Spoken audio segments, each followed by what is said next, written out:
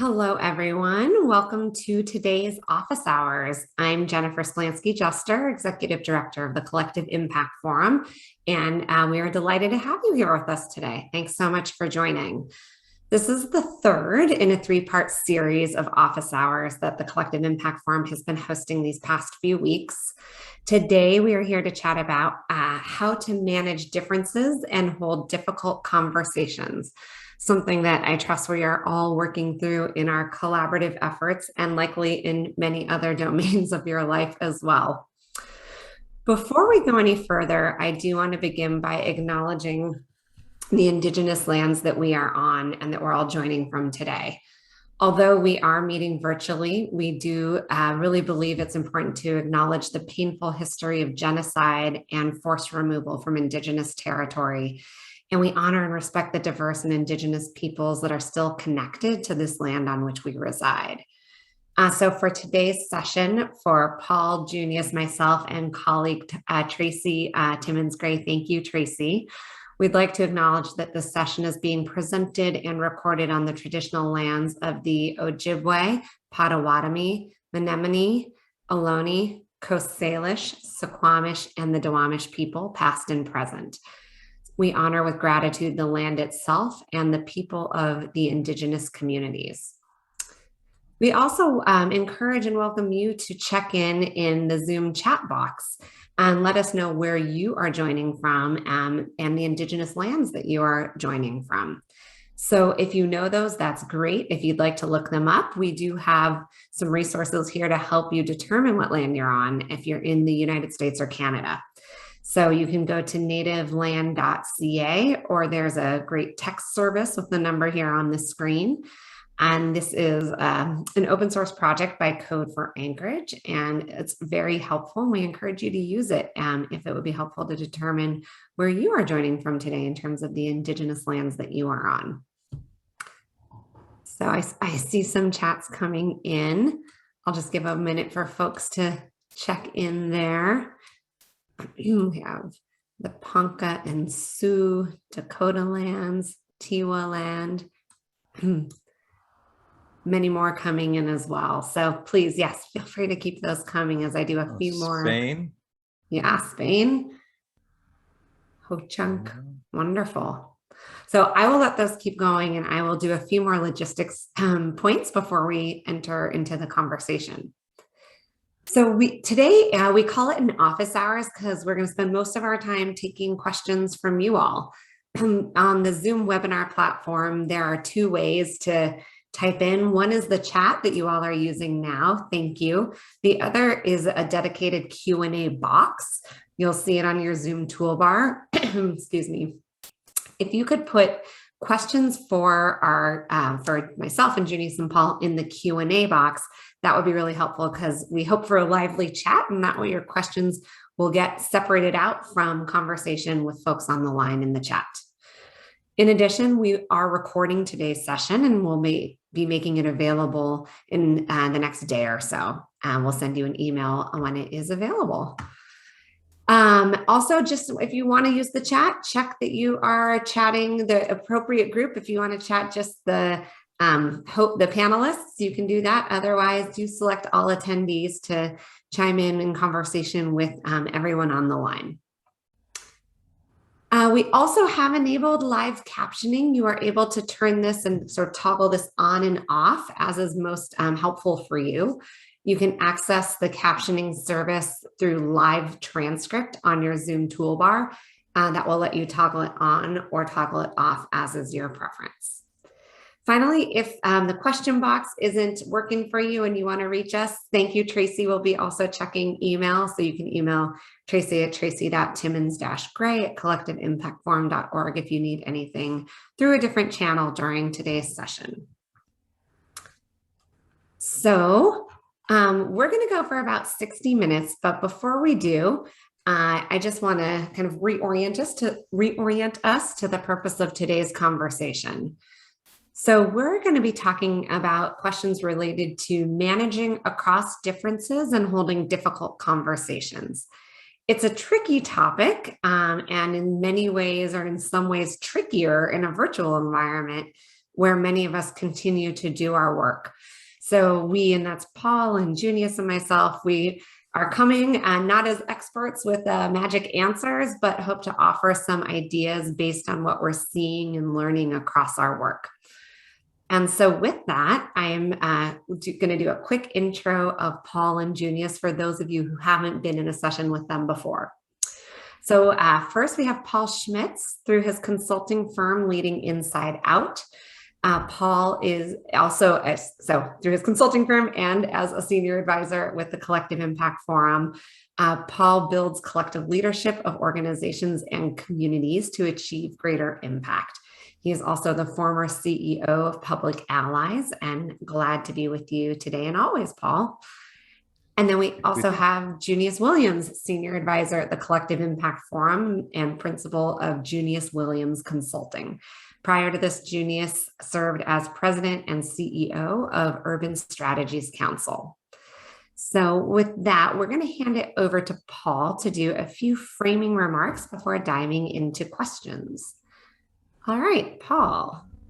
Great, and welcome everyone. It's amazing to see all the places people are coming from, all the tribal areas represented, but also other countries. So thank you all for joining us today. I'm just going to briefly offer a couple framing thoughts, and these slides will be available to everybody so folks can see them later, but just some things that as I've worked on helping people build greater collaborative leadership have worked.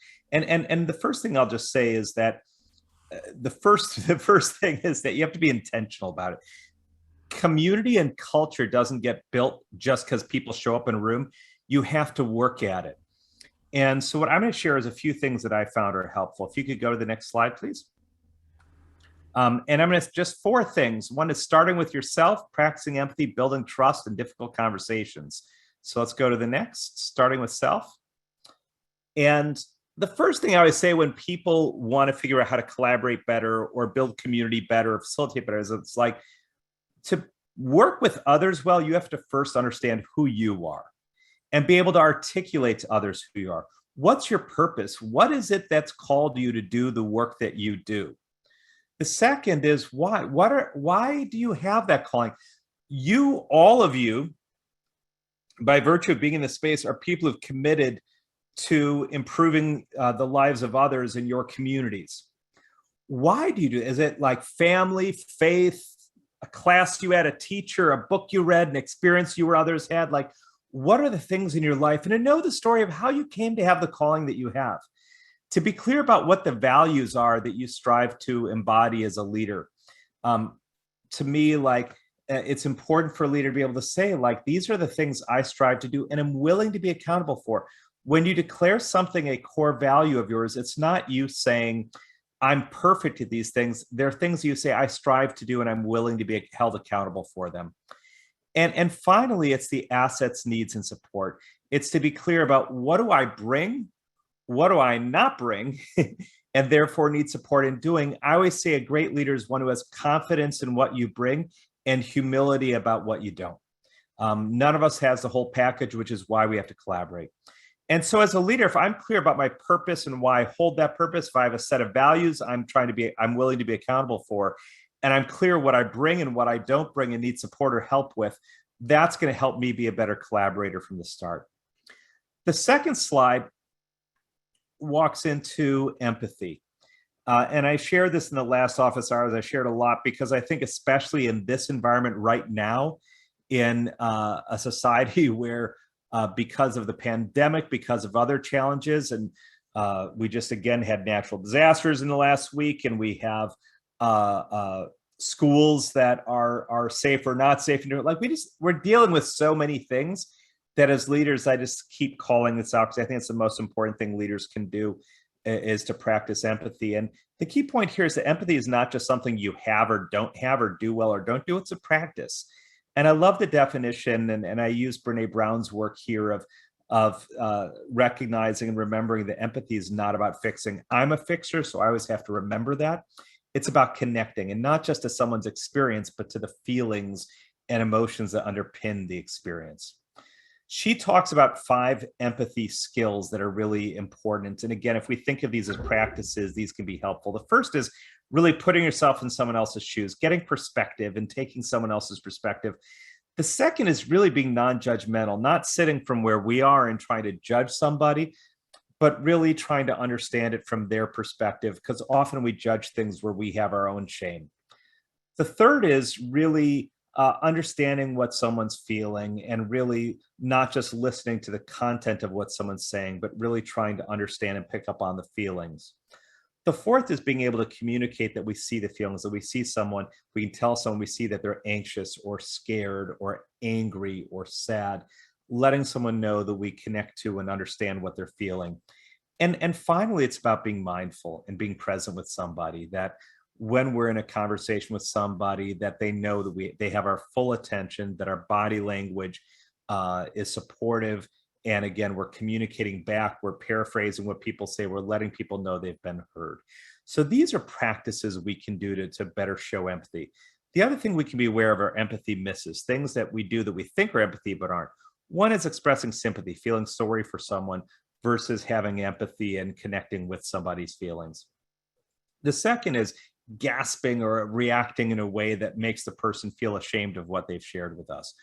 The third is knocking them off their pedestal, saying, I can't believe someone like you would do this, like letting someone know that we now see them differently. The fourth is turning whatever they're feeling into anger and trying to direct it outward, finding someone to blame because we're more comfortable being in that emotion than in the hurt someone's experiencing. The fifth is minimizing it, telling someone it's not that bad. And the sixth is comparing. Well, you think that's bad. So-and-so has cancer. You don't have cancer, right? And so, again, the idea here is that if we can practice the skills and avoid the misses, that's a practice. And empathy isn't just something you have, it's something you can practice. And it's critical to this work. The other tool I often introduce with this is called the ladder of inference. And just, it's the way intuition works. It's the way we jump to conclusions. That at any given time, there's a pool of observable data in front of us. We only select some of that data. We then interpret it, make assumptions about it, draw conclusions, which lead us to believe and act. What we select, how we interpret it, and the assumptions we make are based on mental models we hold. And those mental models are the things that are the categories in our brain and the systems our brain uses to funnel and categorize everything. That's based on our family, our faith, our neighborhood, all the things that have influenced us in our lives. And so when we're in a situation where we make an assumption about why someone hasn't called us, or I often tell the story of being at a keynote and there's this guy scowling at me, and I assume it's because I have a bias that leads me to believe something about him. I interpret that he hates what I'm talking about, make an assumption that he might be racist, and then I get him into a breakout session, realize he's none of those things.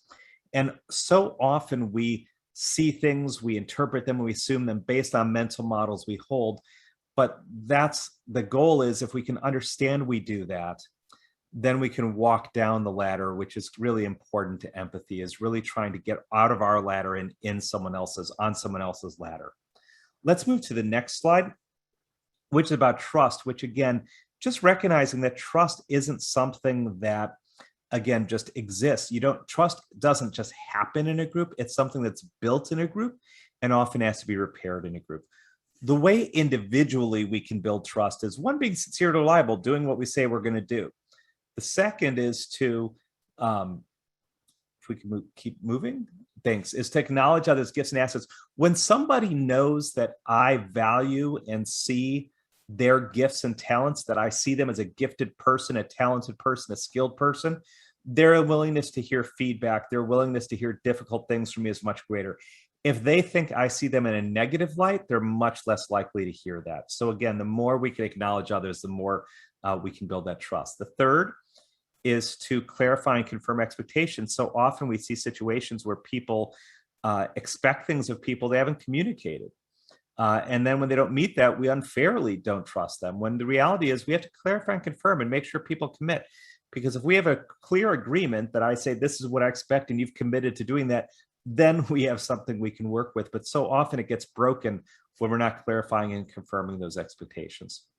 The fourth is to invite feedback and test interpretations and assumptions. If we understand that ladder, we can understand that we run up our ladder based on our own experience. And so as we're thinking through ideas, we can test how we've interpreted a situation. We can ask if people have observed the same things. We can ask for feedback on our assumptions that we've made or our conclusions we've drawn. And if we're continually to do that, it's also been shown with supervisors that supervisors delegate more to employees who check in with them more and ask for feedback. It's a simple thing. When I know that if you get stuck, you'll ask for help, I'm much more willing to trust you with more responsibility. The fifth is to ask for help and check in, which is related to the feedback. The more you ask for help, the more willing someone is to share responsibility.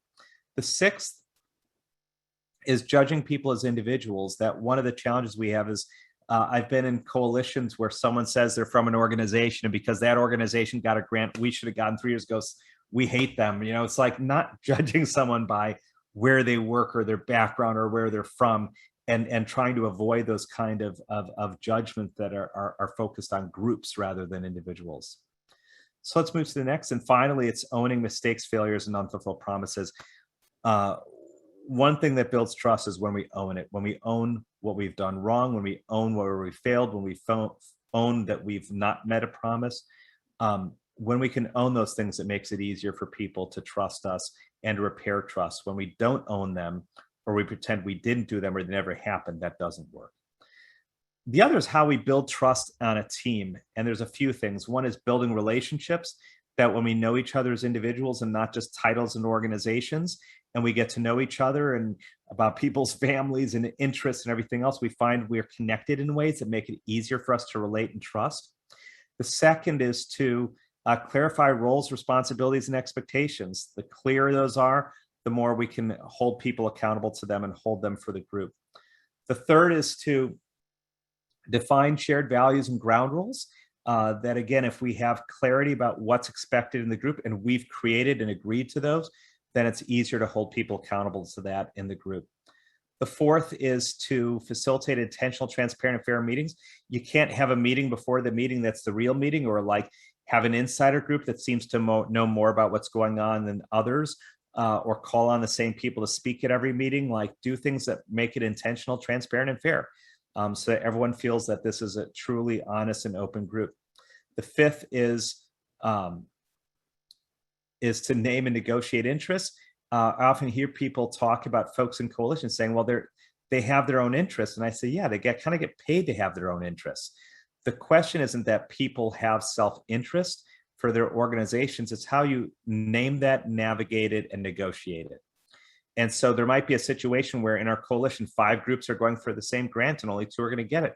Let's have that conversation up front instead of have it in the parking lot, because that way we can actually talk about how we're going to manage and how the groups that don't get it are going to manage, et cetera.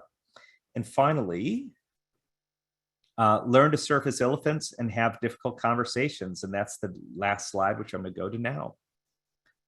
So if we take that ladder of inference, and we also bring in empathy, understand that the truth that my truth about what happened is only a perspective. It might not be the full truth because I probably run up my own ladder on it. If I move from walking in ready to blame someone to walking in owning my contribution, and I understand that what I intended and how someone's impacted might not be the same, and likewise, how I've been impacted and how someone's intended might not be the same. If I can walk in with that openness, then I'm ready to start the conversation. And the first thing I have to do is walk up my ladder. If you could go to the next piece, which is share my story. And really use that ladder to say, here's what I observed, here's how I interpreted it, here's the assumptions I made and the conclusion I drew based on that. So I noticed, Tom, that you missed 4 meetings in a row, you didn't respond to emails, and then you got a grant to work on similar outcomes that we've been working on and designing a project on in this coalition for the last 4 weeks. So I drew the conclusion that you are not committed to collaborating with other groups and decided to compete with us instead and put your own organization's interests ahead of the community. Then walk up their ladder, ask them questions to help understand what did they observe, what did they interpret it, how they do. If you go to the next piece. Great.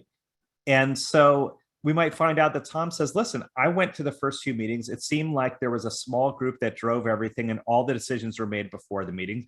All the meetings, everyone just reported out. There was no real collaborative work and it seemed all the decisions were made. And also the goals were so aspirational and pie in the sky, I never thought we'd actually achieve anything. So I decided not to participate and move out. And so if you see, we've got two different perspectives, and that's what often is the case. But they start at the bottom of that ladder. And that's the key thing, if you can go to the next piece, which is that you can't solve the conflict at the top of the ladder. You have to solve it at the bottom. You have to build the bridge where we differ on what we observed, how we interpreted, and what we assumed. And if we can build the bridge there and understand that each of what we've experienced is probably legitimate, but we have to find that bridge. So the challenge in the example I gave is that on one side, we see somebody who's competing with us. On the other side, we're seeing that they didn't feel the group was really inclusive. And so that's where we can try to build that bridge. And so those are just some introductory slides I wanted to share to frame the conversation and open up, and I'll hand it back to Jennifer to moderate our discussion. Thank you, Paul. Those are great framing pieces to help us orient and get ready for our conversation. So we collected a few questions prior to the session when you all registered. So I'm going to start with a few of those. And then please also, as we said, use the Q&A feature, the Q&A box, to send more this way. So let's see. Building off this last piece around difficult conversations, how can you get a group that is pretty conflict averse to enter into the difficult conversations? And I'm, of course, inviting Junious into the conversation as well. Junious, do you have something on that you want to start with? Any thoughts on that one? How can you get a conflict-averse group to enter? Oops, I think you're muted, Junious. I just wanted to give up our chance since I shared a bunch. Thank you, Paul. And also that was excellent overview, I think, of kind of unraveling this complicated set of issues that most of us are facing in our work.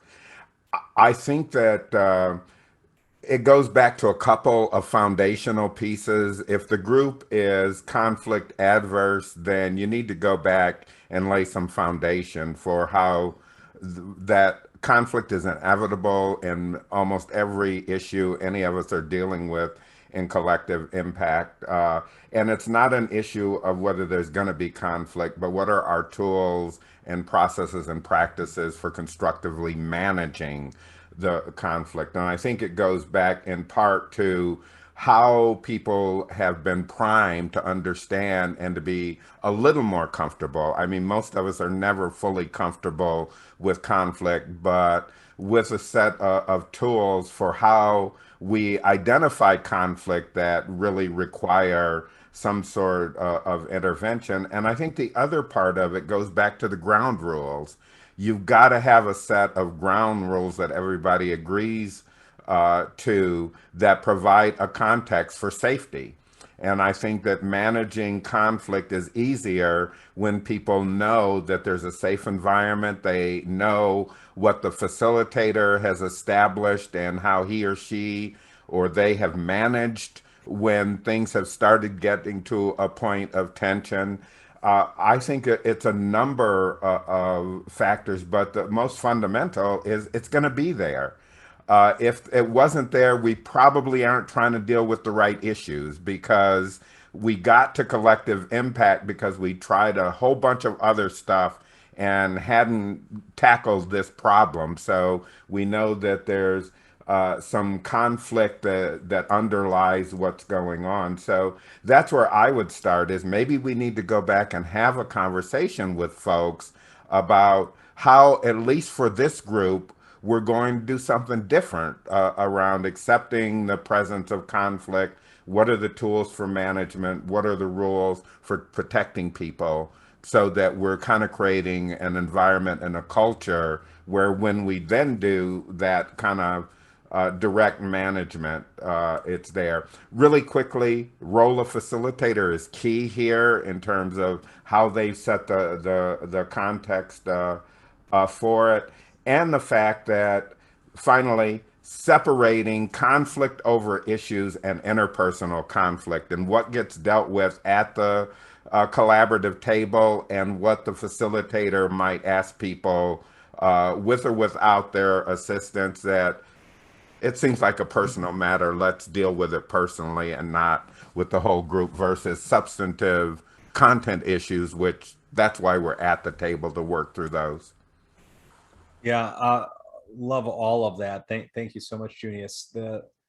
The thoughts that I had on building on what you shared is the first is that I think if the conflict's happening in the room, that's a good thing. And if the conflict's happening out of the room, that tells you don't have enough trust and support and ground rules and facilitation.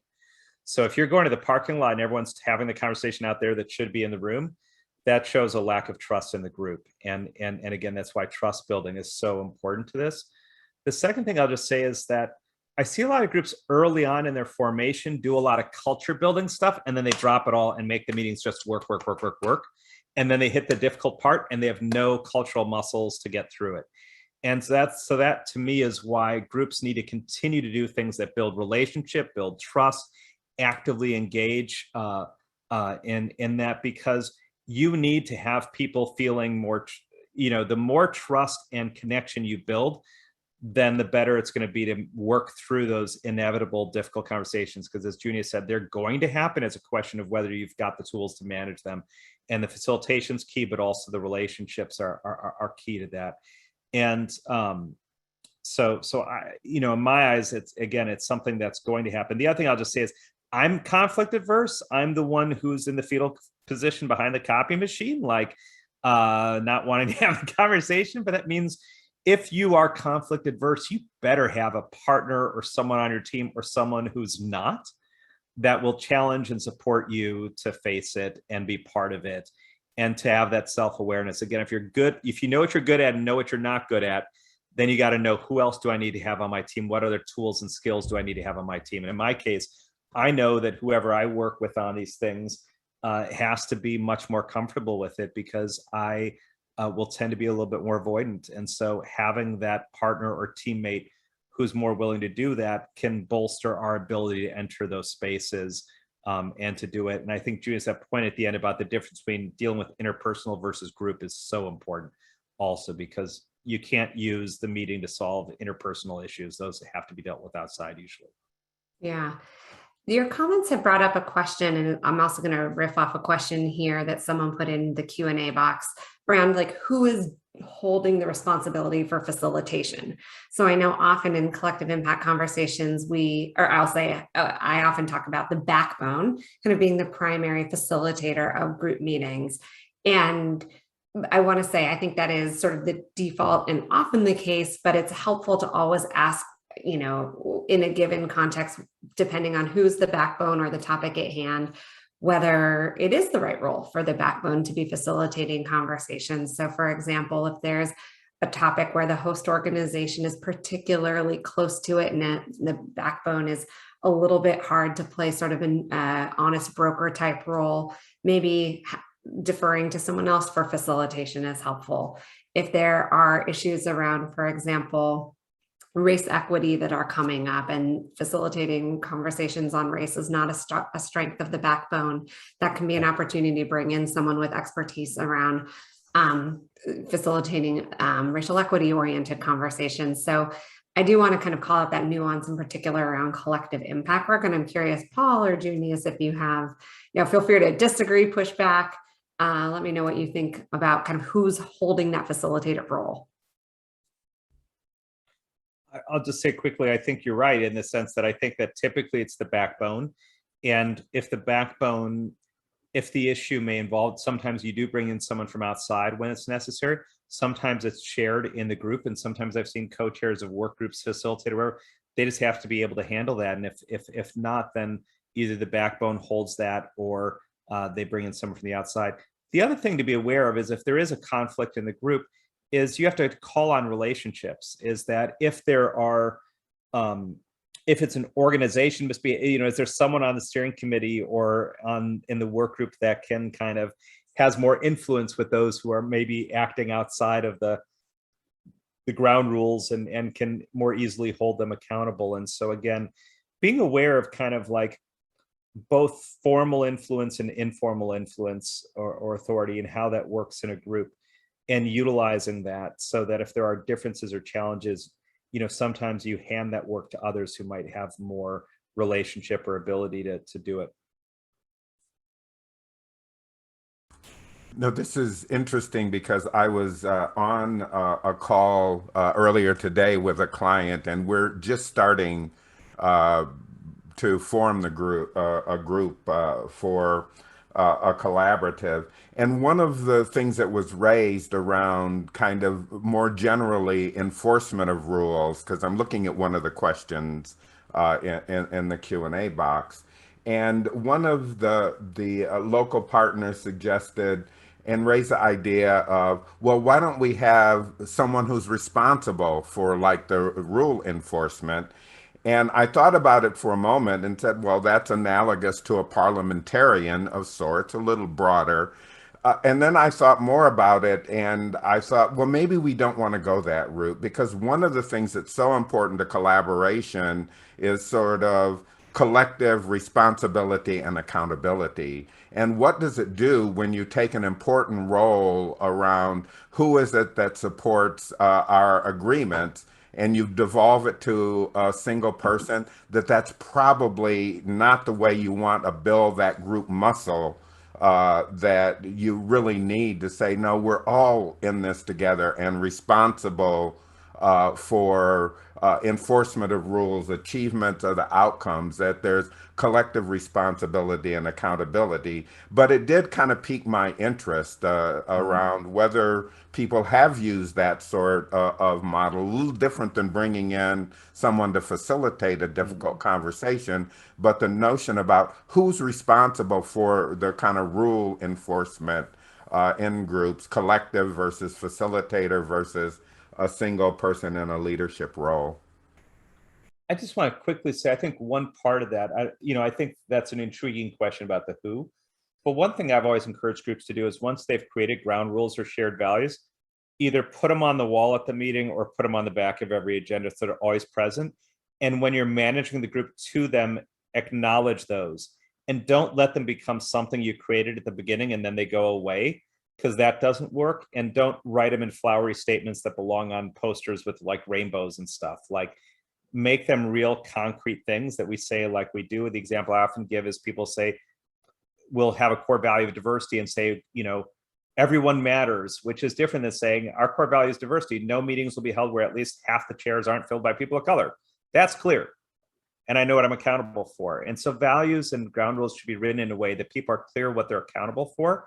And then those should be on the agenda. And then if we actively use them in the management, especially values, say like, we're making this choice today because our values say blah, blah, blah. Like, and we're doing this because our ground rule says blah, blah, blah. And like, we refer back to them so they don't become something that just and I like 90% of groups I see like create the stuff at the beginning and they go away. And to me, like, again, building a culture, maintaining culture is making that stuff always present in the group. That's great. Thank you. So let's see. A couple different questions have come in before and during the webinar around how do you kind of negotiate dynamics with a particularly difficult member of a group? So maybe it's someone who doesn't honor the consent decision-making process adopted by the group. And it, obviously it really influences the dynamic of the group. What comes up for you when you hear questions around managing sort of individual difficult participants? I call Junious.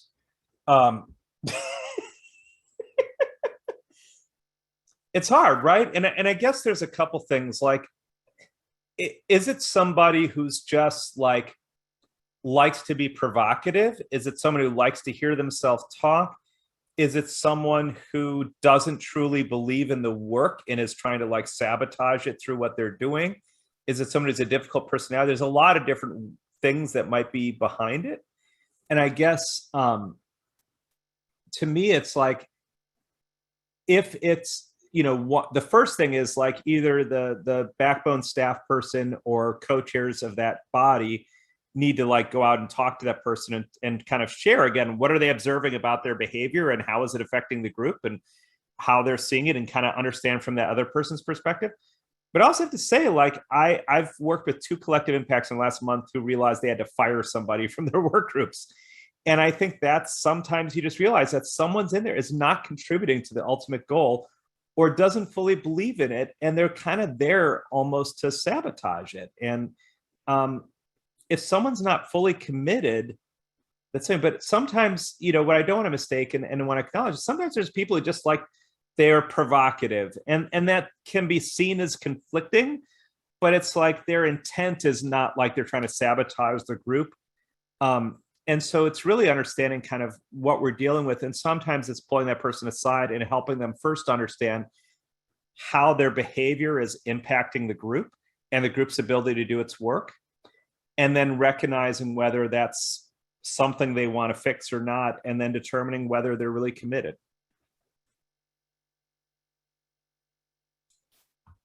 Great. I think another dynamic, and Paul, this goes back to what you were saying around what is the action that is feeling difficult? Because I do think that sometimes people who have experienced harm or marginalization in different settings are perhaps being invited in, and there hasn't been effort by those who are doing the invitation to address past harms or past experiences that might be influencing someone's ability or somebody's, the way somebody's showing up because of past experiences. And so I think that also can happen in situations where sort of you're not addressing past, you know, history and doing some repair work before, you know, hoping and encouraging somebody to participate in the group. So again, I think it goes back to what's the underlying reason for the challenge. Setting on a different course. Yeah. Okay, Junious is nodding. Another question here.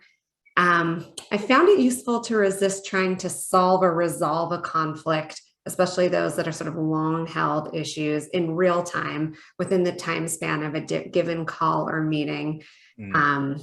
You know, in that specific container. What practical suggestions are there for addressing conflicts so they don't do sort of longer term damage to the overall effort?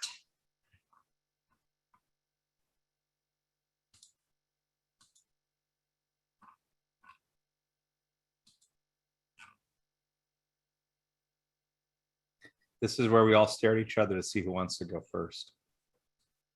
Junious, you want to start on this one? Yeah, it's taken me back a little because, you know, figuring out the line of what you want to take outside and inside. We had talked a moment ago about the interpersonal versus the kind of substantive issues related to the work that people are trying to do together. I'm a little reluctant to take too much away from the table if it's on the substantive content, because it just seems to me that learning to work through that and other people witnessing the process of working through those issues is really valuable for the group's life together. And if that sort of, quote, magic or whatever is happening away from people, my inclination is not to want to do things that are critical to the work that we're doing and resolve those outside of the presence of the group. So that's my initial inclination. Although I see that I understand why the questioner decided to take it out, because if you've got 2 or 3 people who are doing that, it can quickly devolve into chaos in a meeting. If you're trying to deal with 2 or 3 difficult people who are presenting different sets of problems. One, as you said before, Paul, is just someone who likes to be provocative, and managing that versus the sort of a-hole who really, and part of the conflict is you want people with contrary systems and beliefs in the room, because it helps you to anticipate what you're going to face when you take stuff out to the broader community. But by the same token, I'm a little reluctant to not do whatever resolution needs to happen in the presence of everybody. I think that it comes down to whether they share the ultimate, whether they truly are committed to the ultimate goal and purpose of the collaborative. And I think sometimes someone's provocative in service from whatever perspective they're holding of that ultimate goal. And sometimes people don't share the goal and purpose. And I think that's where it gets sticky. And that's where it gets, or they don't believe in it, or they're there to kind of track it because they want to know what it's doing so they know what to do on the outside versus they're trying to contribute on the inside. And so that's where it gets tricky, is when someone's not coming to it out of a shared commitment, or their interests or style kind of runs contrary to that. Certainly there's been people who dominate meetings too much, and that can be a challenge too. And they might be really hostile to being confronted on that. Mm-hmm. So Paul, you mentioned the idea of having to fire someone from a work group, I think was the setting you mentioned. A follow-up of, can you talk a little more of like concretely about what how you came to that decision, and then what the best way to ask them to step down was?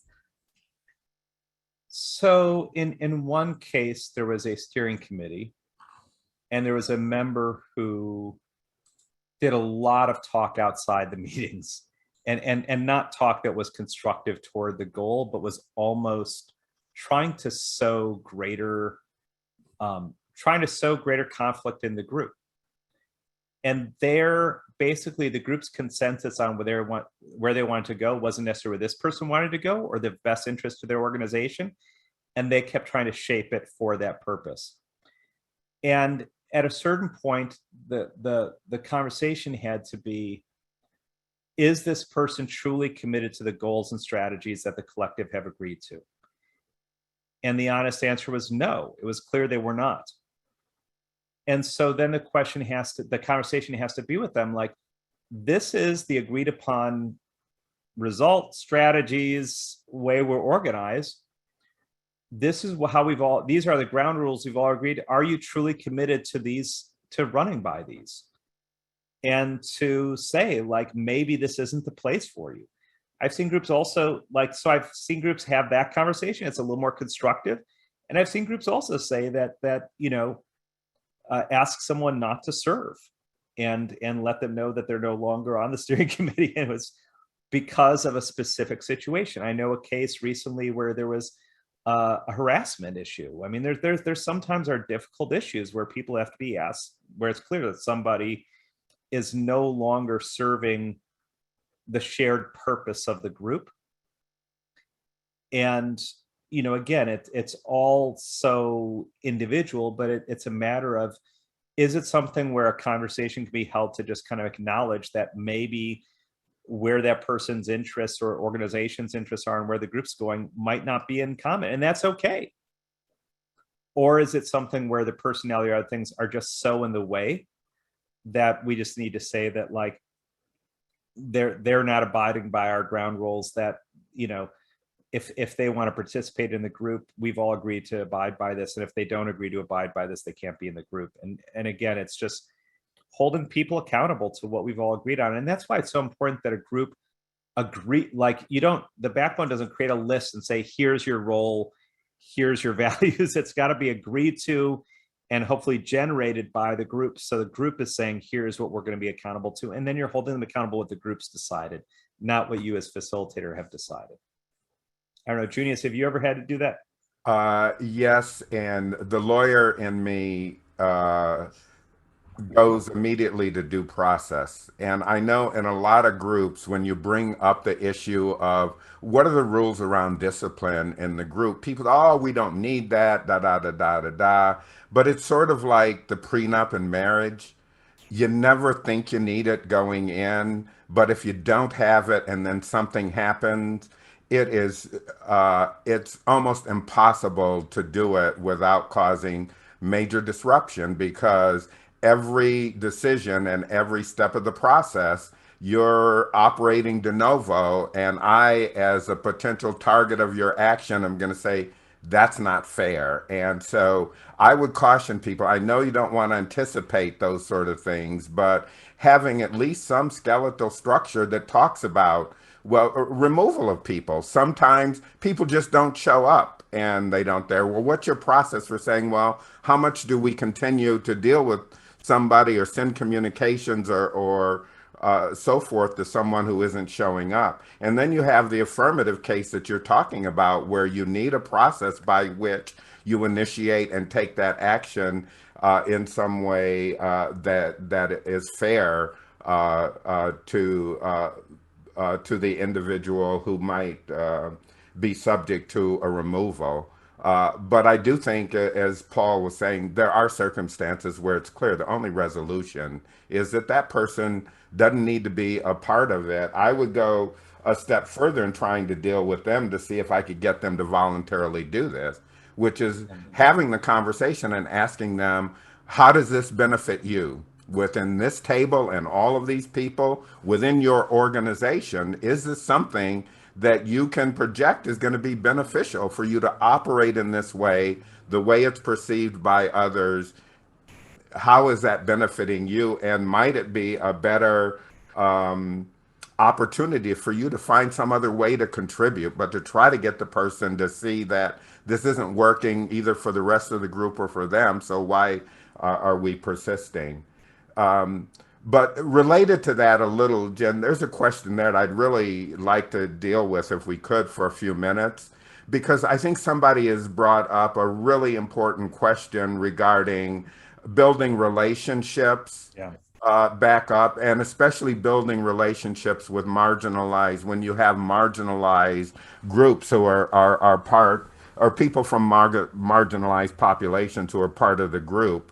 And I think that the person makes a really compelling statement there that should cause all of us pause. And I want to jump over a little bit to the belonging versus inclusion distinction that John Powell draws. And this is exactly what we're talking about. Too much of what we're doing around inclusion, saying, well, we don't got no women at the table, so we're going to invite some women into our table. Or we don't have any black and brown folks, or whatever the group is. We're just going to invite some people in. Whether we actually welcome them or not is always a question. But more fundamentally, and what Powell argues, is that you can't just include people with the same old rules, that those rules were developed by the people who traditionally had power and influence.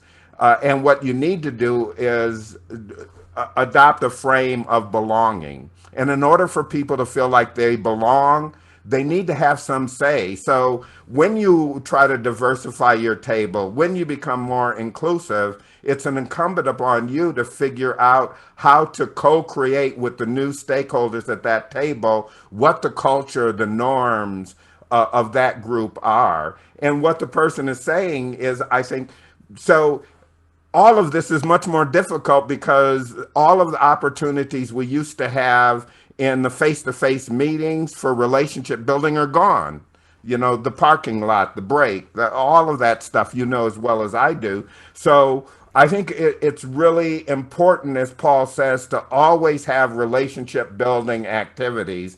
And I know some people are starting to ask me, why are we still doing this or that activity at the beginning of the meeting? And I explained to them, it's the only opportunity. Some small group work, but it's kind of unstructured time for people to learn about each other and to build those relationships. So specifically to what the person who asked the question is saying is, well, you don't just fall into the rote pattern of what you've always done around building relationships and invite everybody out to your golf course.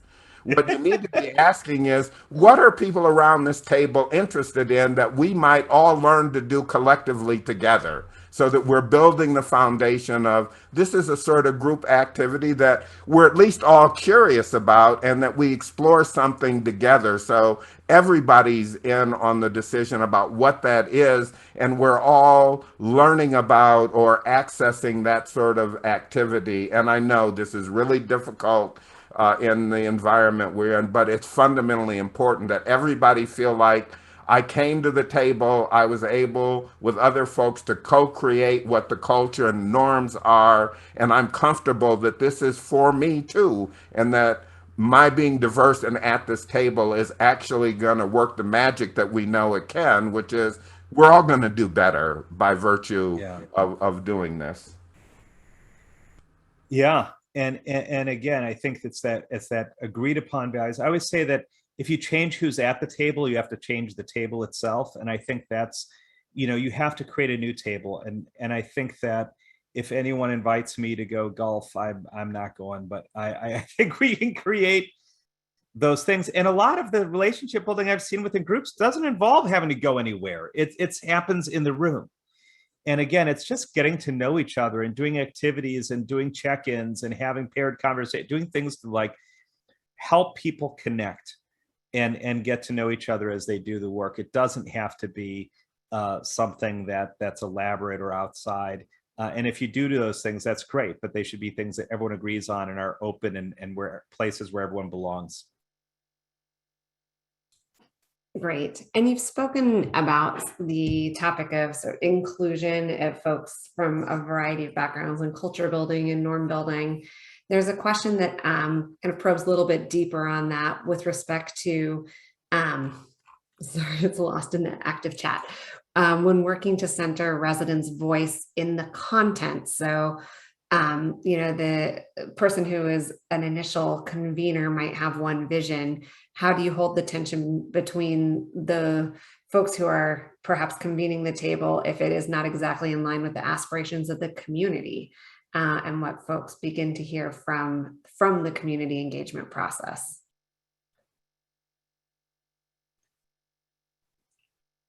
That to me seems like they missed a step in their process. Because if you've actually created your goals and strategies and then like the community aspirations different, it means you kind of did things out of order. And I think then you have to listen and figure out where's the bridge between those 2 points. But if hopefully you listen to and figure out community priorities before you develop that. And the convener should never be the one establishing what the goals and results and strategies are. That should be the effort of the collective, should be defining that through a planning process that does include everybody and does have a process where people come together and seek agreements about things and build measures and everything else together. So to me, that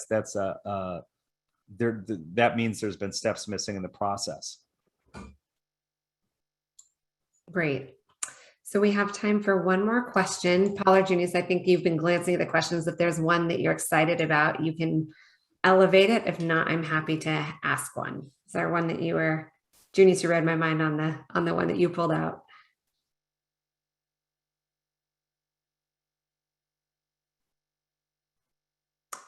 I think the problem is there's enough now that if we could spend the next 5 minutes reading them. So. Okay, so I will give you one then. Okay. So this is pretty specific, but something we do hear a lot, and this will be our last question. We've struggled with elected officials serving on collaborative tables. I see some body language. What sort of reflections do you have as they can be key partners in working on policy solutions and kind of some structural change issues, but they can be polarizing in other scenarios? I know elected officials who are collaborative team players and have a blend of confidence in what they do well and humility about what they don't, and are great collaborators. I know other public leaders who are there because of their performative and they're there to get seen there. And I know other elected officials who very much it's their way or highway. And I guess to me, it's recognizing that maybe figuring out the right role for them and where they should sit and what roles they should have based on what kind of leader they have. I worked closely with a collective impact where the mayor was one of the co-chairs. And this mayor was very collaborative and would be the one saying why aren't we hearing more we need more residents at this table. We need to hear from people, was much more collaborative. It was great. I've also seen an effort where employees who worked for the city spent 9 months doing a planning process in the community, and then the mayor went to a conference and came back and had a big new idea and wanted them all to do that. And so again, it's knowing the leaders and then figuring out how to manage them. And the second thing I would say is I would never bring on a leader who is not a fully inclusive, collaborative elected leader unless I had people who have influence with that person and are fully committed to our goals also on the group or in co-chair roles. Because if I've got a leader who can influence them, then I can help manage them if they go off track. But otherwise, you're setting yourself up. But it's complicated. Again, like in so many of these things, it's nuanced based on who they are. Yeah, well, I'm of the opinion to keep them away from the table, quite Yeah. frankly, because they're always running for office. Right. As opposed to kind of doing the work. And I think that there are a couple, there's one big example. I mean, my main critique of My Brother's Keepers initiative was the belief on the part of the Obama administration that the route to get this work done wasn't through the community, which all over the nation, the community was already doing boys and men of color work. The government and foundations hadn't caught up with the work. And by inverting the pyramid and saying you have to go through a governmental agency, I think it squandered all of the community's effort that had gone in to creating various activities around the country for My Brother's Keeper. And so my thing is, when we did the Boys and Men of Color Alliance in Oakland and Alameda County, we had no electeds. We had some powerful bureaucrats, though. Healthcare services, $750 million budget sitting there. So, and probation and social services. We had power brokers who had resources to help us solve the problem. I think the better route, but I've seen in some places where it seems to have worked. Memphis Fast Forward, that was kind of governmental, heavily governmental. It survived a couple of different mayoral administrations and so forth. So it is possible, but I think those are the exception rather than the rule. And my thing would be, maybe there needs to be an elected table where you know that kind of political campaign behavior is going to happen, but giving them an assigned role about maybe coming up with the money or taking the policy stuff that comes out of the collaborative table, and it's your job to move it. But when they're there at every meeting, number one, they typically don't come. They send some staffer. And my thing is, I would rather stay with the people who are not going to be running for election. But that's just me.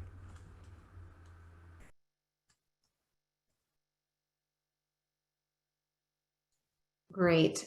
Thank you, Paul and Junious. I think we are almost at the top of the hour, so that's going to be our last question. Much appreciate all the experience and insights that you have brought today, as always. For those who we're not with us the last 2 weeks, this is the third in a 3-part series. Last week, Junious went deep on the topic of putting racial equity at the center of your collective impact work. And then Junious and Paul were together 2 weeks ago. Similar questions to this, really leading and navigating through these times of uncertainty. So if you're interested in more, we invite you to listen to those recordings. They are hosted as resources on the Collective Impact Forum website. We also will be doing a three-week workshop later this month into October, Champions for Change. Paul and Junious are 2 of our faculty. We'll have other folks joining us as well to go deep on these and related types of questions in a more in-depth format. And so that starts September 21st. We have full day sessions every Tuesday for 3 weeks, and then office hours for those participating over the course of those weeks as well. So we invite you to join us at Champions for Change. And then we also wanted to make sure folks know we have a podcast. If you are interested in joining and listening on your own time, you can find our podcast on any of your favorite podcast platforms. So lots of how-to sessions, as well as keynotes and panels from past conferences as well. So with that, I will say thank you again, Paul and Junious, for your wealth of expertise and experience. And thanks to everyone who joined for the conversation. Take care. Thanks, everyone.